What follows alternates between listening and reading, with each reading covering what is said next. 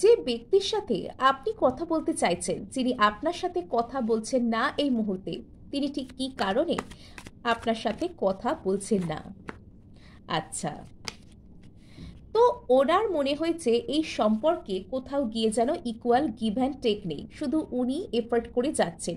সেটা যে কোনো কারণেই হোক, ওনার মনে হয়েছে এই সম্পর্কে উনি ন্যায় বিচার পাচ্ছেন না। উনি আপনার সাথে কথা তো বলতে চাইছেন, আপনার সামনে আসতে চাইছেন, কিন্তু কোথাও গিয়ে উনি লেফট আউট ফিল করছেন। আচ্ছা, উনি আশাবাদী, এই সম্পর্ক নিয়ে উনি আশাবাদী, কিন্তু কোথাও একটা গিয়ে উনি লেফট আউট ফিল করছেন, যার কারণে উনি এখনও আপনার কাছে আসছেন না।